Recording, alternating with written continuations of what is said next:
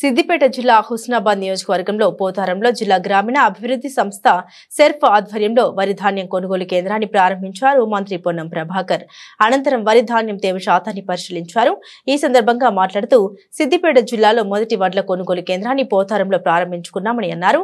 రైతులు 12 తేమ శాతంతో వడ్లను తీసుకురావాలని కోరారు. వడ్ల కొనుగోలు కేంద్రాన్ని ప్రారంభించుకున్న సందర్భంగా హాజరైనటువంటి ప్రతి ఒక్కరికి పేరు పేరున నమస్కారాలు. వేదిక మీద ఉన్నటువంటి రంజాన్ అనేది అందరికీ పండుగ శుభాకాంక్షలు. కూడా ఈరోజు జిల్లాలో మొదటి కొనుగోలు కేంద్రాన్ని ఇక్కడ ప్రారంభోత్సవం చేసుకున్నాం. రైతు చాలా తేమ శాతంతో 12 తేమ శాతంతో కూడా తేవడం జరిగింది. ఈ సందర్భంగా రైతులందరికీ ఒకటే విజ్ఞప్తి, ఎవరు కూడా పచ్చి వడ్ల పేరు మీద పంటగానే అమ్ముకునేటువంటి ప్రయత్నం చేయకండి. తప్పకుండా కొనుగోలు కేంద్రానికి తీసుకొస్తే మీకు మద్దతు ధర రావడంతో పాటుగా ఎక్కడ కూడా తూకంలో మోసం లేకుండా డబ్బులకు సంబంధించిన పేమెంట్ విషయంలో కూడా ఎక్కడ ఇబ్బంది జరగకుండా జరుగుతూ ఉంటుంది. చాలా మంది నా దగ్గరకు వస్తూ ఉంటారు, సార్ ఫలానా ఆయన ఆసామి మా గ్రామానికి సంబంధించిన రైతుల యొక్క ధాన్యాన్ని కొనుక్కొని పోయిండు, దాని తర్వాత పైసలు ఇవ్వలే. ఇటువంటి సంఘటనలు చాలా వస్తూ ఉంటాయి. కాబట్టి అటువంటిది రాకుండా ఉండాలంటే ప్రభుత్వమే నేరుగా మీతోటి ధాన్యం కొనుగోలు చేస్తూ ఉంది. ఇంకా పంట ఇప్పుడే కలెక్టర్ గారు చెప్పినట్టుగా గజ్వేల్ ప్రాంతంలో ఇంకా ఆలస్యం జరిగినప్పటికీ కూడా రాష్ట్ర వ్యాప్తంగా దాదాపు 8,000 పైన కొనుగోలు కేంద్రాల లోపల ఇవాళ ప్రారంభోత్సవం చేసుకునే విధంగా ప్రభుత్వ విధానాలు నిర్ణయం చేసినాం.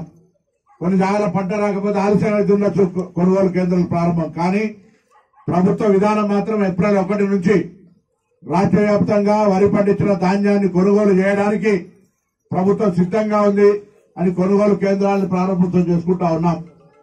ఈ రోజు ఈ అవకాశాన్ని రైతులతో ఉపయోగించుకోండి. తప్పకుండా రైతులకు సంబంధించి భవిష్యత్తులో ఇంకా అనేక ప్రయోజనాలు కలిగే విధంగా నిర్ణయం తీసుకుంటుందనే మాట మనవి చేస్తా ఉన్నాం. సన్న వడ్లకు సంబంధించి 500 రూపాయల బోనస్ కావచ్చు, లేదా ఇతరత్ర అగ్రికల్చర్ పనిముట్లకు కూడా వ్యవసాయ శాఖ తరఫున కొన్ని కార్యక్రమాలు జరుగుతాయని అందరూ కూడా భాగస్వాములై తీసుకొని మండల సమైక్యాల ద్వారా కానీ ఇతర రైతులందరికీ ఉపయోగపడే విధంగా ఉండాలని సందర్భంగా కోరుకుంటూ, మరి మహిళలకు సంబంధించి మహిళా సంఘాలకు సంబంధించిన సమస్యలు కానీ ఇప్పుడే పీడీ గారు కూడా చెప్పినారు. అనేక కార్యక్రమాల లోపల మన మహిళలందరూ ముందుంటా ఉన్నారు.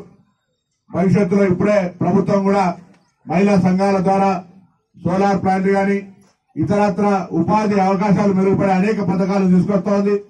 ఆర్టీసీ కూడా రాష్ట్రంలో ఉన్నటువంటి 600 మండల సమైక్యం ద్వారా బస్సులు కొనుగోలు చేసి ఆర్టీసీ నడిపే విధంగా తీసుకుంటాం. ఎందుకంటే మహిళలందరూ ఉచితంగా ప్రయాణం చేస్తున్న సందర్భంలో మండల మహిళా సంఘాలు కూడా బస్సు ఓనర్లుగా ఉండాలనే ఆలోచనతో నిర్ణయం తీసుకున్నాం.